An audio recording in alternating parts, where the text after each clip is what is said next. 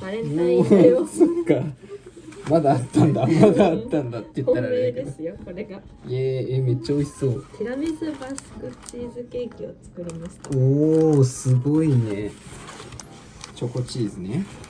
そう、ここはコーヒーチーズかな。ハッピーバレンタイン。汚れちゃって。なんかいい。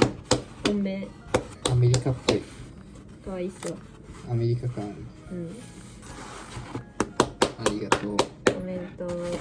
今日は鍋を食べに行きます。バイバイ。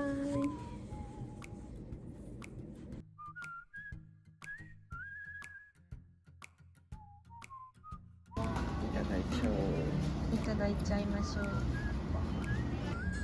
なんかでも好きそう。ベーコンあるの嬉しいね。どうぞ。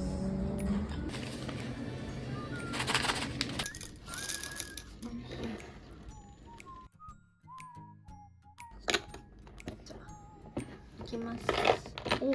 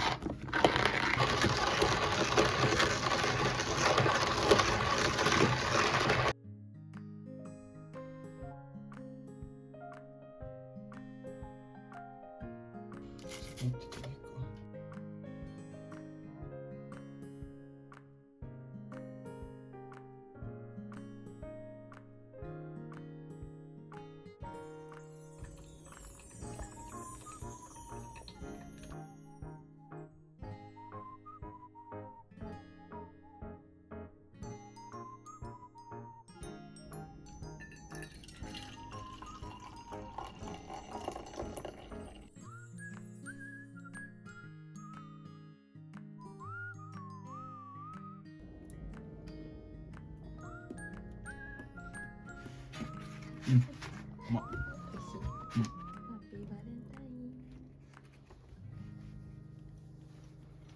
ケーキ食うのうまいから俺。